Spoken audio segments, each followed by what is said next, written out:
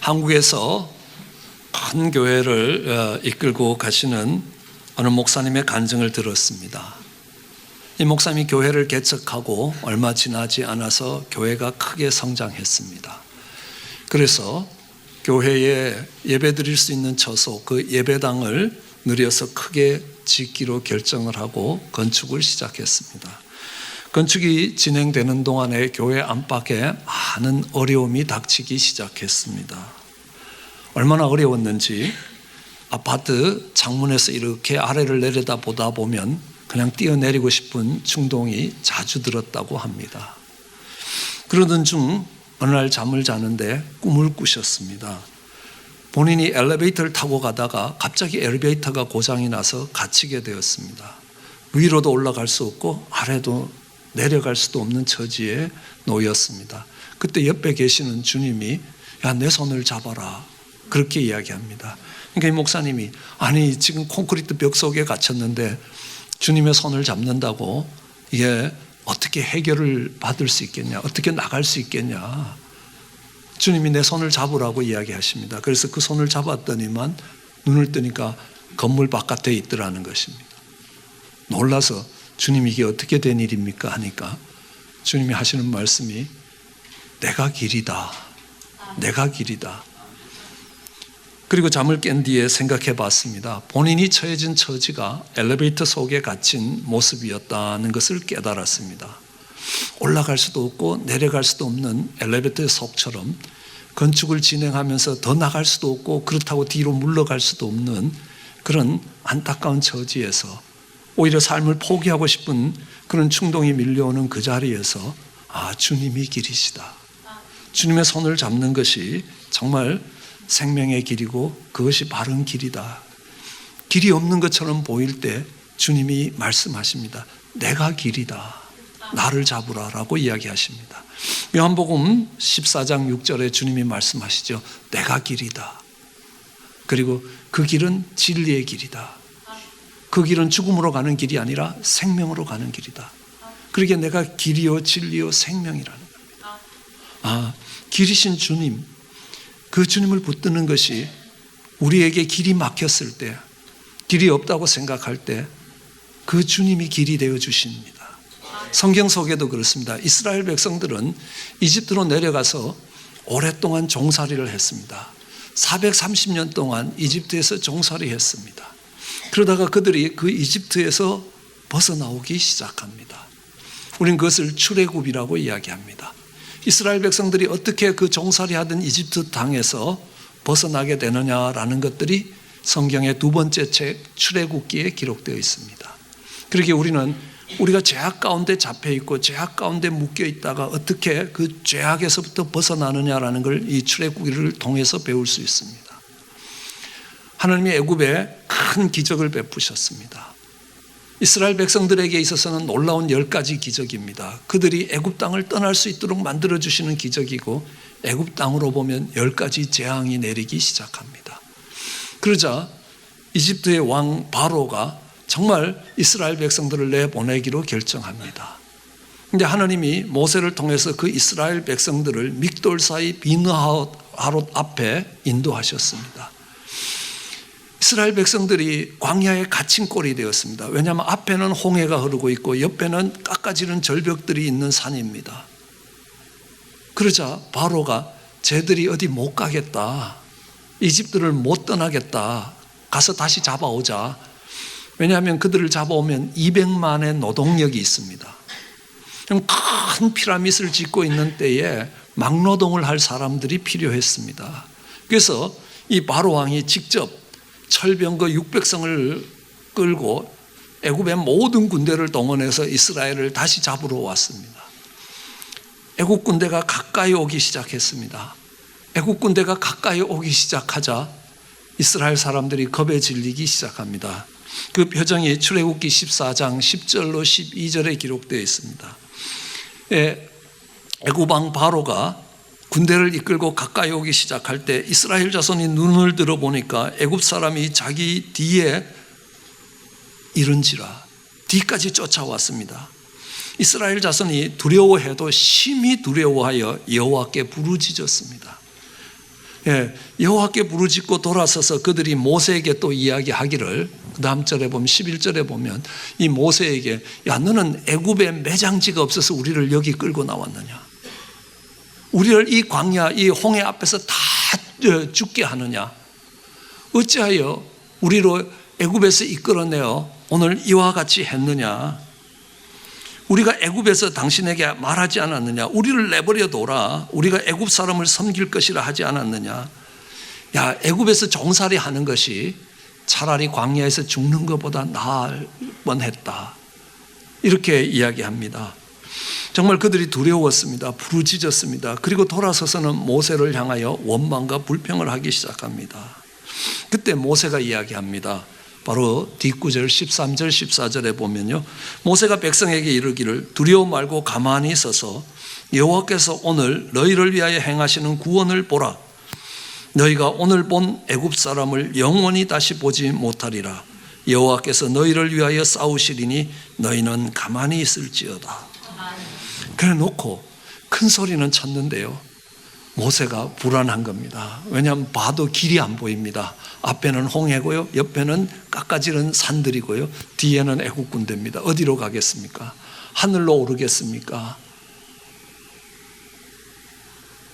모세도 정말 하나님이 바다를 가르고 길을 낼 거라는 걸 상상도 못했을 겁니다. 모세도 첫 절에 뭐라고 이야기했습니까? 정말 너희는 가만히 있어서 여호와가 어떻게 하는지 봐라. 너희가 본 애굽 사람들을 다시는 보지 못할 것이라. 여호와가 너희를 위해 싸울 것이다. 이렇게 큰 소리를 쳐놓고 이게 길이 안 보이는 겁니다. 모세에게 길이 안 보이는 겁니다. 그러니까 하나님께 와서, 백성들이 안 보는 자리겠죠. 아이고 하나님, 이렇게 하는 겁니다.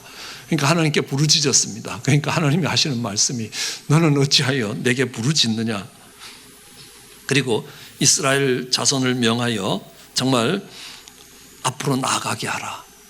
그리고 지팡이를 들고 그 지팡이를 바다를 가리키라. 그러니까 그 바다가 갈라지고 너희가 마른 땅을 건널 것이라 라고 말씀하십니다. 바다 가운데 길이 있었습니다. 바다 밑으로 길이 있었습니다. 모세의 눈에는 보이지 않았습니다. 여기서 보면요, 이스라엘 백성들도 두려워서 정말 여호와께 부르짖었습니다. 그 두려움에 잡초해서 부르짖었고, 모세도 하나님께 부르짖었습니다. 그런데 하나님이 이스라엘 백성들의 부르짖음을 들으신 게 아니라 모세의 부르짖음을 들으십니다. 숫자로 보면요, 모세는 한 사람이고 이스라엘 백성들은 거의 200만에 가까운 백성입니다. 어린아이들을 빼더라도 100만이 넘는 사람이 막 두려워서 주야 하고 부르짖는데, 그 부르짖음은 허공으로 날아갔고 모세의 부르짖음은 길을 만들었습니다. 무슨 차이입니까? 이스라엘 백성들은 자신들이 처해져 있는 위기 속에서 할 것이 없으니까 하나님을 붙들고 정말 소리를 쳤습니다. 그렇지만 이들에게 믿음이 있었던 건 아닙니다. 돌아서면서 모세에게 하는 말을 보면 됩니다.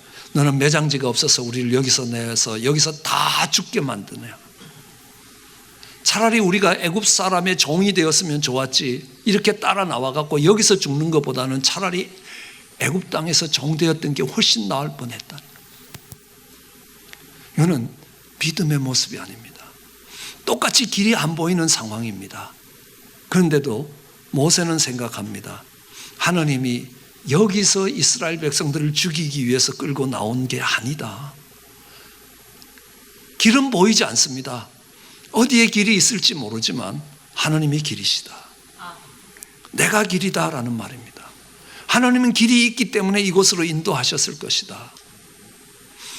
내가 내 육신의 눈을 뜨고 봐도 앞에는 바다요, 뒤에는 정말 철병거 600승을 이끌고 온 애굽의 군대요, 옆은 올라갈 수 없는 깎아지른 믹돌이라는 겁니다.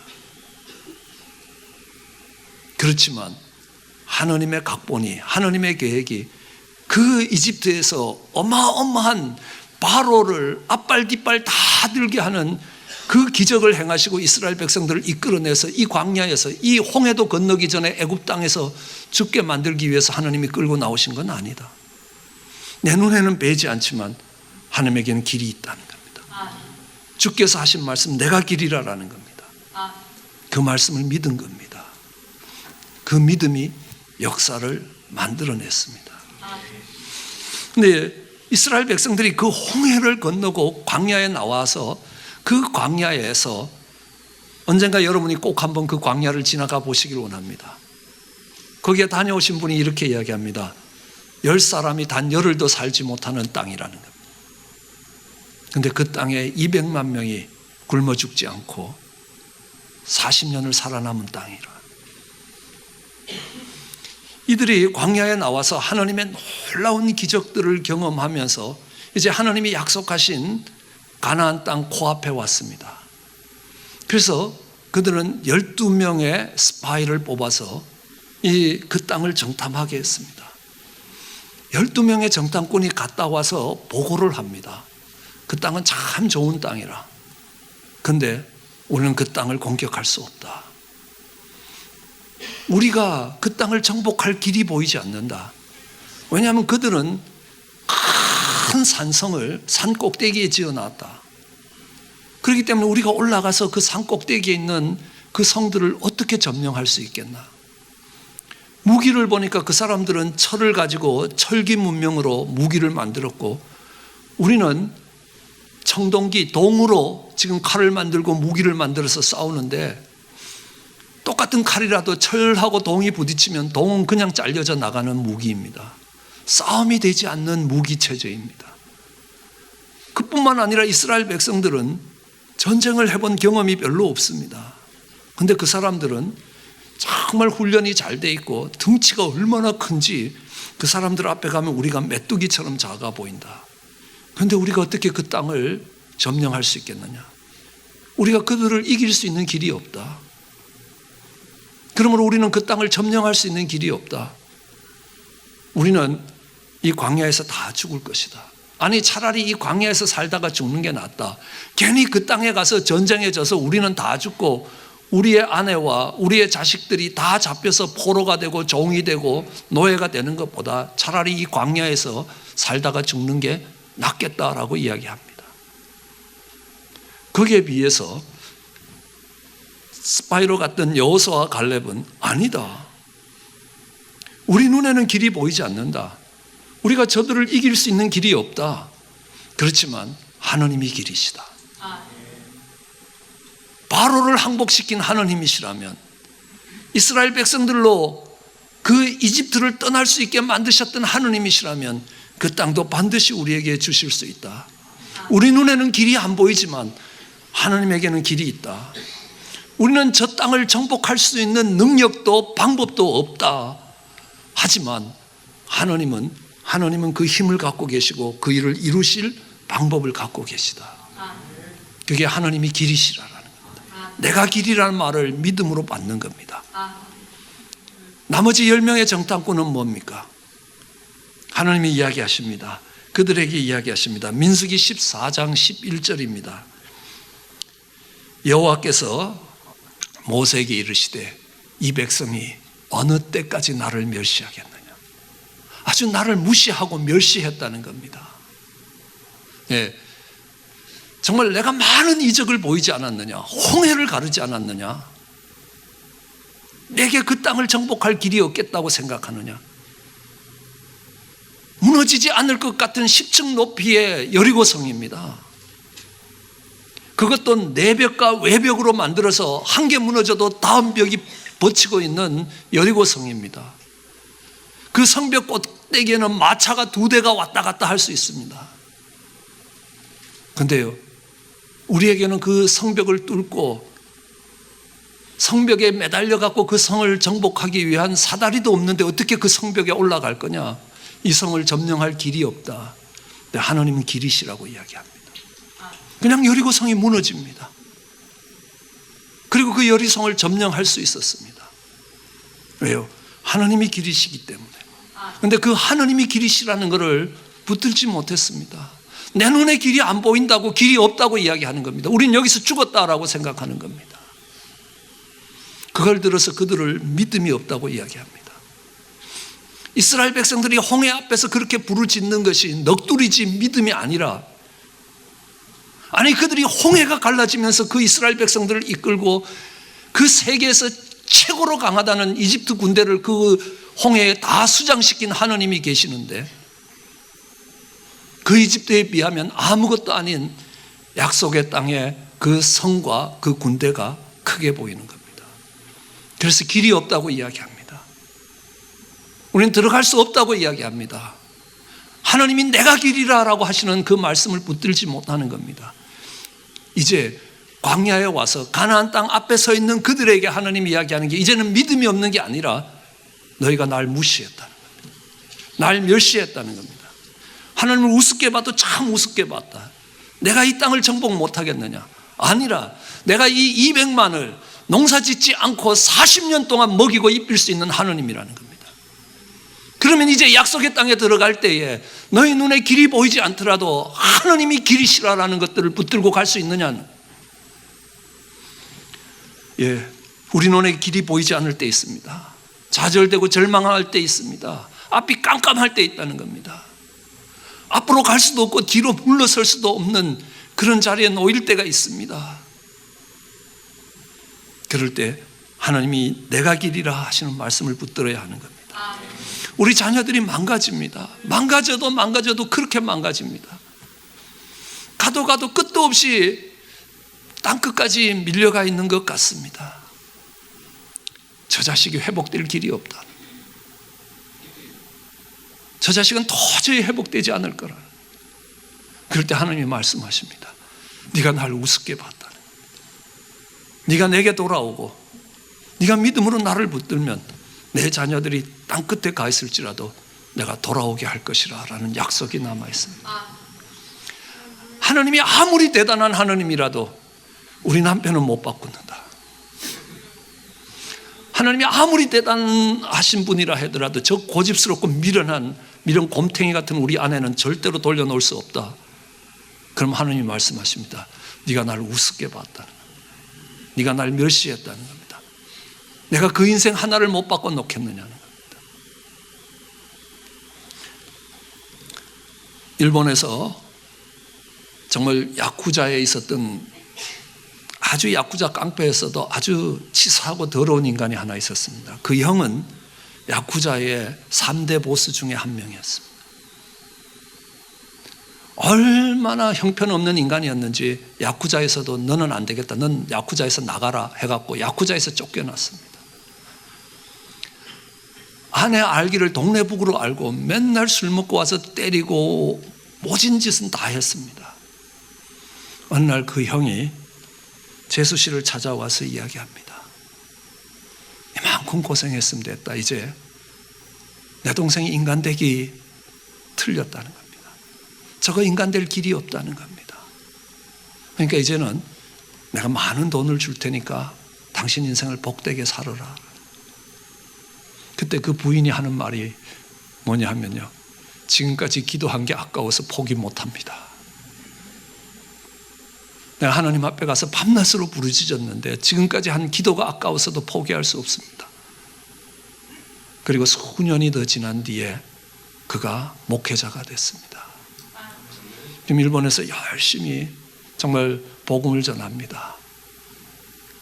아버지하고 비슷한 아들도 목회자가 돼서 오래전 저희 교회에 와서 간증을 하고 지금 동부에 가서 목회를 하고 있습니다. 하나님이 못 바꾸실 사람이 없다. 내가 볼 때는 내 남편에게 회복될 길이 안 보이고, 내가 볼 때는 정말 회복될 길이 없는 것처럼 우리 자녀들이 사업이 건강이 그럴지라도 하나님께는 길이 있습니다. 그 하나님을 의뢰할 때 그것을 믿음이라고 이야기하고, 그렇지 않으면요 날 무시했다고 이야기합니다. 하나님의 능력을 너무 과소평가했다는 말입니다. 야고보서는 이렇게 이야기합니다. 믿음으로 구하고 조금도 의심하지 말라. 의심하는 자는 마치 바람에 밀려 요동하는 바다 물결 같으니 이런 사람은 무엇이든지 주께 얻기를 생각하지 말라. 두 마음을 품어 모든 일에 정함이 없는 사람이라. 그럼 같이 부르짖어도 하나님이 여기서 인생을 끝내지 아니하고 반드시 이집트를 떠나게 만드실 것이다 라는 그 믿음을 갖고 부르짖었던 모세의 기도와 우린 여기서 죽었다, 하나님이 계셔도 여기는 길이 안 보인다, 우린 여기가 우리가 죽는 매장지가 될 것이다 라고 부르짖는 겁니다. 믿음이 없이 부르짖는 겁니다. 믿음을 붙들어라. 그리고 의심하지 말라. 바로를 항복시킨 하나님께서 여기서도 길을 갖고 계시다. 그 믿음을 갖고 가라. 거기에 의심을 품지 말아라. 그런데 쉽지 않습니다. 하나님의 말씀을 믿음으로 붙드는 거 아멘 하면 되는데요, 돌아서면 노멘 이렇게 되는 겁니다. 하나님이 안 하시면 어떡하지? 내가 사업 자금이 필요한데 하나님이 주실 것이라는 믿음이 생겼는데 기도를 마치고 교회 문을 나가면서 하나님이 안 하시면 어떡할까? 나는 망했다. 돈 빌려줄 사람도 없는데, 의심이 들어온 겁니다. 의심이 우리 마음을 점령한 것입니다. 어떻게 이 수시로 밀려오는 그 의심을 이길 수 있겠느냐? 거기에 대한 답이 오늘 우리가 읽은 본문의 말씀입니다. 본문 1절에 보면요, 이야기합니다. 기도하고 낙심하지 말아야 할 것을 가르치시기 위해서, 기도하고 낙심하지 않아야 될 것을 가르치기 위해서 오늘 이 본문의 말씀을 주셨습니다. 아멘 하고 하나님께 부르짖습니다. 근데 돌아서서 우리는 죽었다. 매장지가 없어서 여기 끌고 나왔느냐? 차라리 여기서 죽는 것보다 종살이 하는 게 낫겠다. 이 소리 안 하기 위해서 너희가 이 과부의 기도를 배우라. 뭡니까? 정말 믿음으로 붙든 하나님이 길이시다, 내가 길이라는 그 말씀을 붙든 것을 포기하지 않고 그 말씀에 대해서 의심을 하지 않기 위해서, 의심하고 낙심되지 않기 위해서 우리는 기도를 배워야 됩니다. 빌립보서도 이야기합니다. 빌립보서 4장 6절로 7절에 보면요, 이렇게 이야기합니다. 아무것도 염려하지 말라. 다만 모든 일에 기도와 간구로 너희 구할 것을 감사함으로 하나님께 아뢰라. 그리하면 모든 지각에 뛰어난 하나님의 평강이 그리스도 예수 안에서 너희의 마음과 생각을 지킬 것이라. 왜 염려가 안 찾아오겠습니까? 그런데 그 염려를 거절하고 정말 기도와 간구에 힘쓰라는 겁니다. 그것도 감사함으로 하나님께 아뢰라. 여기서 길을 만드실 하나님, 하나님이 길이시라는 그 길을 보이실 하나님, 그 하나님께 감사함으로 나가라.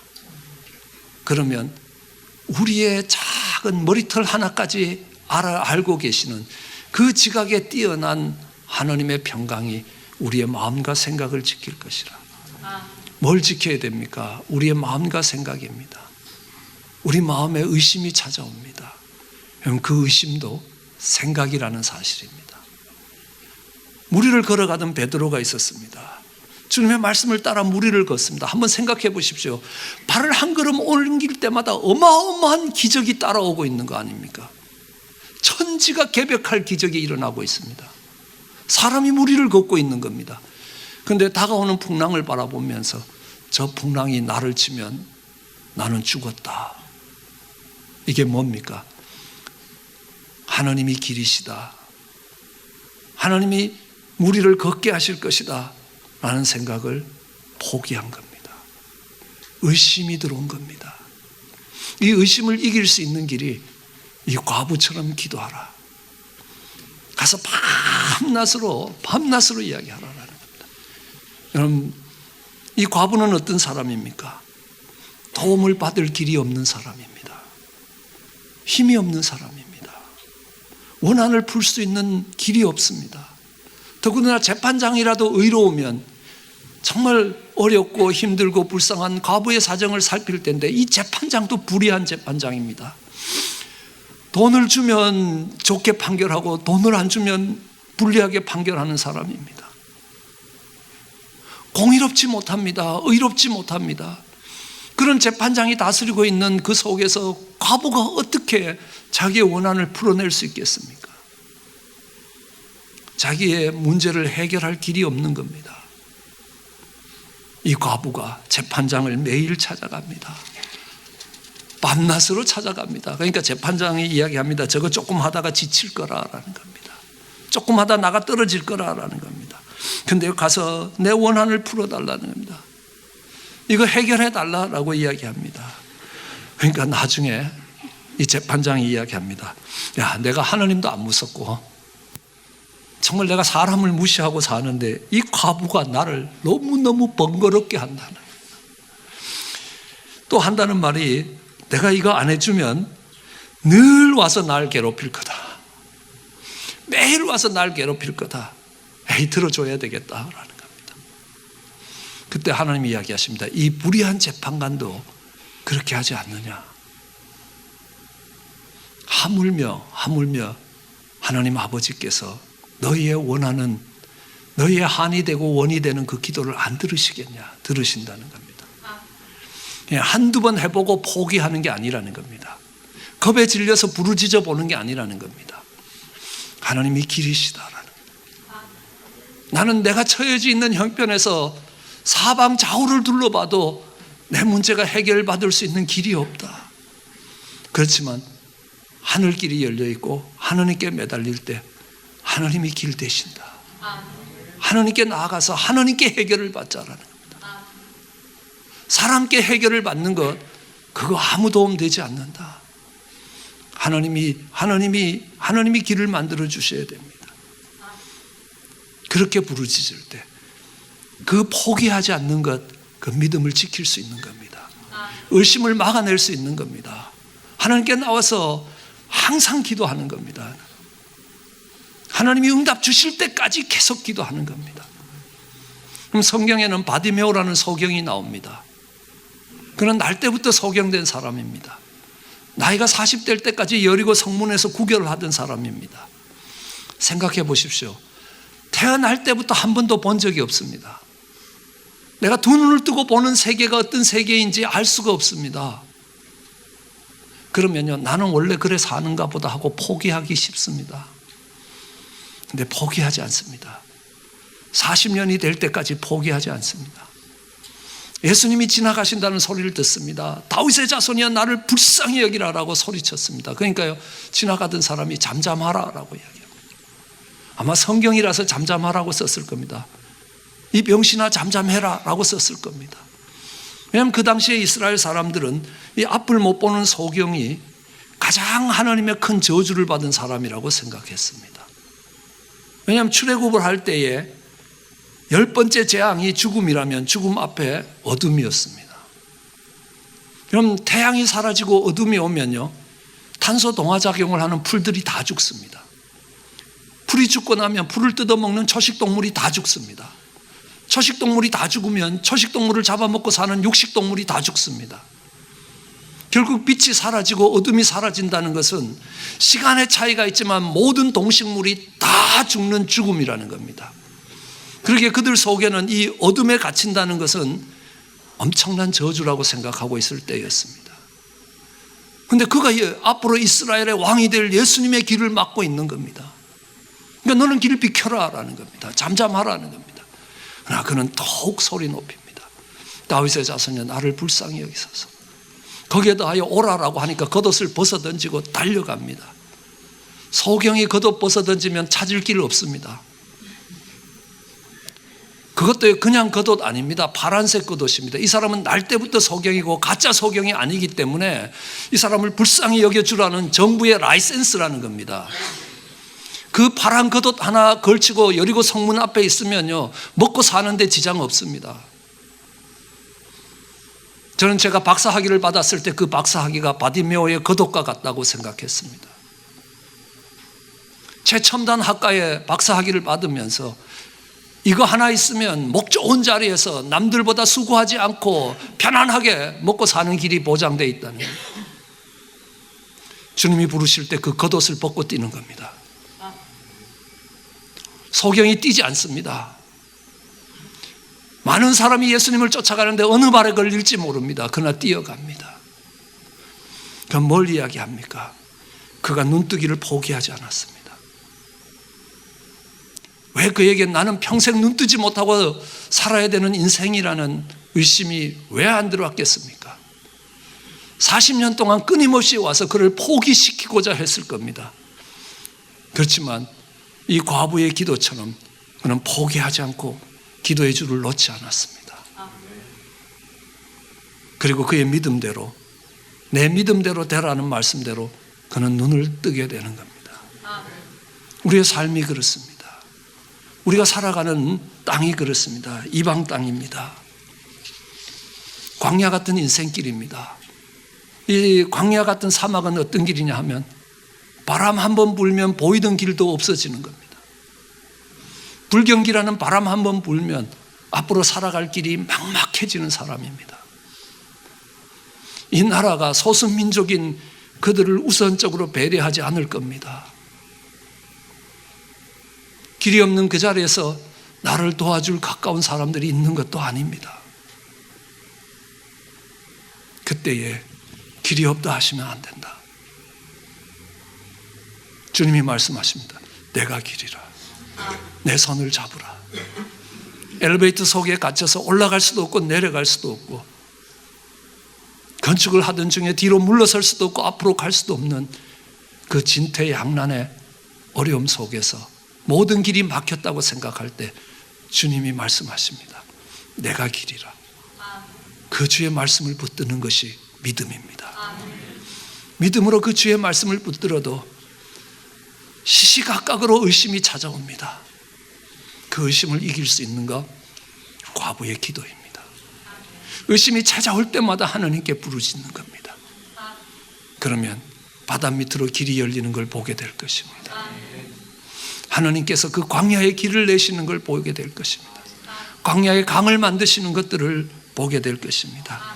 그때 우리는 그렇게 이야기합니다. 주님이 길 되실 때에 우리는 주의 영광을 봤다고 이야기하고 세상은 우리를 통해서 주의 영광을 보게 됩니다.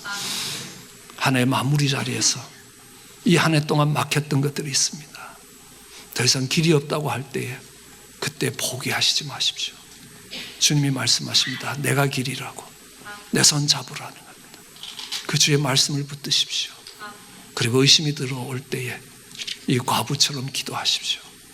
그러면 주님이 만드신 그 길을 걸어갈 수 있게 될 겁니다.